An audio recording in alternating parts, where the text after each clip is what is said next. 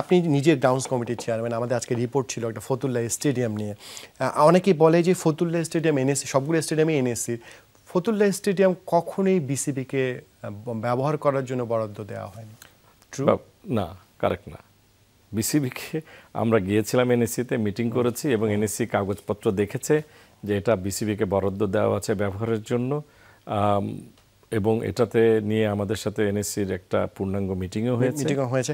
যে বালুগুলো ফেলা হচ্ছে 6 ফিট বালু, আমরা যেটা দেখতে পাচ্ছিলাম কাছাকাছি, সেটা কি বিসিবি ফেলছে নাকি এনএসসি? বিসিবি। আমরা মাঠটার যে আমরা বিসিবির সাথে যে আলাপ আলোচনা এনএসসির সাথে হয়েছে, মাঠের পরিচর্যাটা আমরা করব, কারণ এটা আমরা এবং ড্রেনেজটা আমরা হেল্প করে দিচ্ছি। আমরা কিছু বুয়েট থেকে একটা পুরো পূর্ণাঙ্গ ড্রেনেজ সিস্টেমটা আমরা এনএসসিকে দিচ্ছি। এনএসসি এই স্টেডিয়ামের এরিয়াটাকে মানে কার্যকর করার জন্য হয়তো একটা ডিপিপি করে রিএস্টাবলিশ করবে। মানে 250 কোটি টাকার মতো একটা প্রজেক্ট। টাকার পরিমাণটা জানি না, আমরা ওনাদেরকে যেটা সহযোগিতা করব বলেছি যে আমরা আর্কিটেকচারাল ড্রয়িং অ্যান্ড রিকোয়ারমেন্টটা আমরা ওদেরকে দেব। কিন্তু আপনার মনে হয় কি যে অবস্থাটা স্টেডিয়ামটা আছে, যে গ্যালারিগুলো আছে, এটা কি ঠিক করা সম্ভব, সংস্কার করা সম্ভব? হ্যাঁ, সংস্কার তো যে কোনো, মানে আমি তো ইঞ্জিনিয়ার, পুরোটা নতুন করে করাটা বেটার না, পুরোটা নতুন করে আপনাকে পুরো ভাঙতে হবে, ওটা দরকার নেই।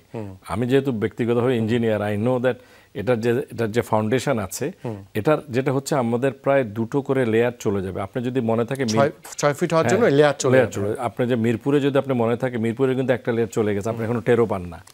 সো ওইখানেও যেটা হবে, কিন্তু ওইখানে আমাদের মিডিয়া সেন্টারগুলোকে রিভার্ম করতে হবে, ড্রেসিং রুমকে ঠিক করতে হবে, একটা গ্রাউন্ড ফ্লোরটা চলে যাবে, সেই গ্রাউন্ড ফ্লোরে যে ফ্যাসিলিটিগুলো আছে সেটাকে ডেভেলপ করতে হবে। ঠিক কতদিন পরে এটা তাহলে ক্রিকেট খেলার উপযোগী হবে?